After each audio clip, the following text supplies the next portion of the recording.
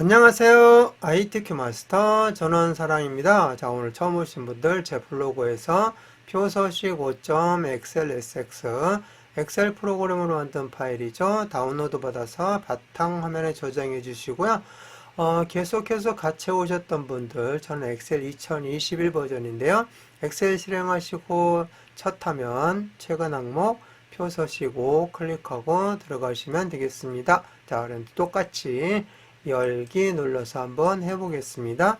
열기 눌러서 찾아보기 눌러주시고, 자, 열기 창이 열리면 다운로드 받으신 분들도 바탕화면, 저장해 오신 분들도 바탕화면, 그러니까 바탕화면 클릭해 보시면 표서식 5 있으니까 자, 똑같이 클릭하고 열기 눌러주시면 되겠습니다.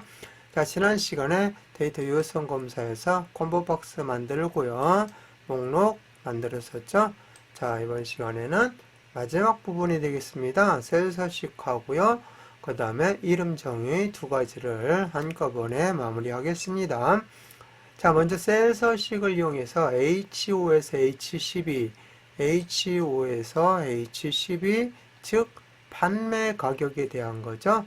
자, 이 범위에 대해서 셀 서식을 이용해서 숫자 뒤에 원을 여기처럼 붙여라 이렇게 되죠.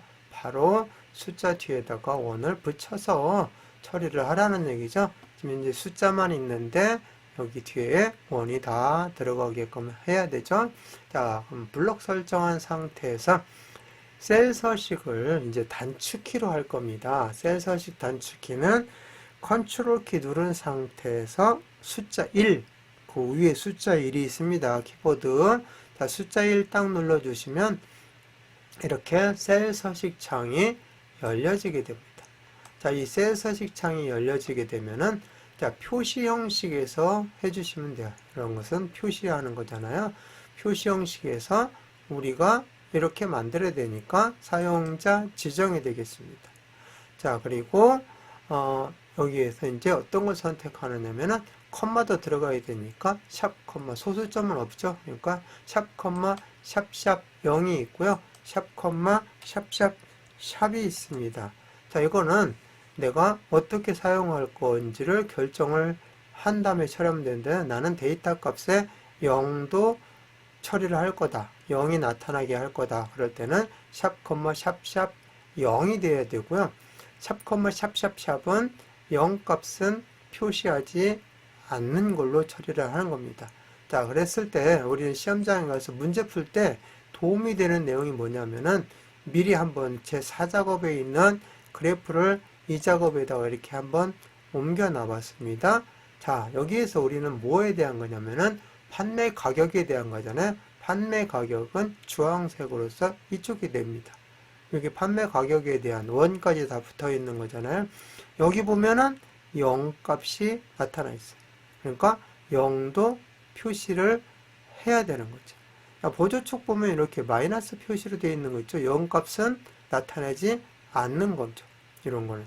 그래서 여기는 샵, 샵샵 0. 여기는 컴마도 있고 그 다음에 0 값은 표시 안 하는 거니까 샵, 샵샵샵. 이렇게 내가 처리할 데이터가 어떻게 되어 있느냐에 따라서 결정을 해주시면 돼요. 그래서 여기는 어떻게 해주면 돼요? 샵, 샵샵 0. 컨트롤 1 눌러주시고 사용자 지정에서 샵, 샵샵 0으로 그래서 이렇게 처리를 하는 겁니다. 자, 그런 다음에 여기에다가 원을 붙여야 되는데 원을 그냥 붙이는 것은 큰 따옴표로 해주시면 돼요. 큰 따옴표 치고 원 입력해 주시고 그 다음에 큰 따옴표로 딱 닫아주면 이렇게 표시가 됩니다. 자, 그런데 여기 숫자 뒤에 띄워야 될 거냐 붙여야 될 거냐를 결정하려면 따옴표 안에서 해주시면 돼요. 여기 문제 보니까 띄워져 있다. 그러면 여기서 스페이스바 이렇게 눌러주시면 따옴표 안에 있는 것은 그대로 여기에 나타납니다. 그것까지 알아두시면 도움이 될 겁니다. 자, 여기는 붙여져 있으니까 여기 공백 없이 처리하겠습니다. 자, 이렇게 해서 확인 눌러주시면 전체 원이 다 붙었습니다. 그래서 실제는 숫자인데요. 원을 붙인 거죠. 얘는 데이터 형식은 숫자입니다. 그대로 숫자 형식으로 남아 있어서 이걸 가지고 연산도 할 수 있고 다 할 수가 있습니다. 자, 그 다음 넘어가도록 하겠습니다. 자, 그 다음 보시면 이 5에서 이 12 영역에 대해 출시 연도로 이름을 정의하래요. 이 5에서 이 10이면은 바로 여기 출시 연도 범위죠. 이 범위를 이렇게 블록 설정해서 이름을 출시 연도라고 붙이래요. 항목이 아니라 이 자체 이 범위의 이름이 출시 연도.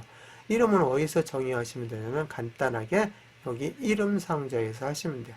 여기 클릭하시고 여기에다가 출시 연도 이렇게 입력하고 엔터 쳐주시면 그냥 이름 정의가 된 거예요. 클릭했다가 여기 이 범위만 딱 잡으면 출시 연도라고 이렇게 나타나죠. 이름 정의가 된 겁니다. 자, 이름 정의는 왜 하는지를 잠깐 설명을 드릴게요. 자, 여기다 놓고 는 해주시고 예를 들어서 카운트 함수를 쓰겠습니다. COU 딱 치니까 카운트가 나와 있는데 카운타도 있어요. 카운트는 숫자로만 되어 있는 데이터 형식에서 세줄 때 8개를 세는데 숫자로 되어 있을 때 여기도 숫자고 여기 숫자고 숫자죠. 근데 카운타는 문자로 되어 있는 걸 세주는 겁니다. 여기는 연이 붙어 있는데 임으로 넣은 거예요. 여기처럼 사용자 지정으로 한 게 아니라 임으로 친 겁니다. 그래서 이 범위 클릭해보면 알잖아요. 이 범위 이렇게 잡아보니까 연이 붙어 있잖아. 아예 처음부터. 이거는 숫자가 아니라 문자입니다. 자, 그래서 확인했으니까 자, 여기 가서 이제 COUN 카운터 더블 클릭하시면 돼요. 나중에 이제 함수할 때 설명하겠지만은 그리고 아까 여기 이 범위를 이름 정의를 뭐라고 했었죠? 네, 출시 연도라고 했었습니다. 자, 여기다 직접 쳐보세요. 출시 연도 이렇게 치고 가로를 딱 닫는 순간 이렇게 쳤는데 이 범위를 딱 잡아주잖아요.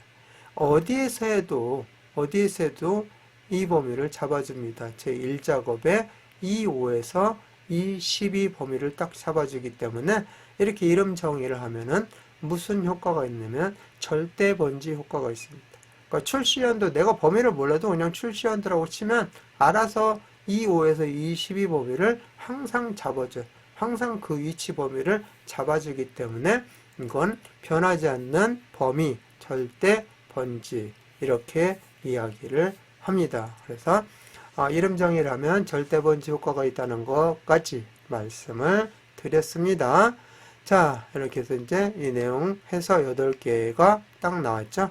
네, 지워주시고 자, 이제는 이름을 잘못 정의해서 수정을 해야 되겠다든지 아니면 그냥 아예 삭제를 하고 싶을 때가 있죠. 자, 그랬을 때는 어디에서 처리해 주시면 되냐면은 수식 탭에서 해주시면 돼요.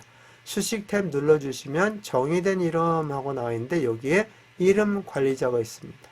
이름 관리자에서 여기 클릭하시고 내가 원하는 그 항목을 클릭하시고 고치려면 편집을 눌러주시면 이렇게 이름도 고칠 수가 있고요.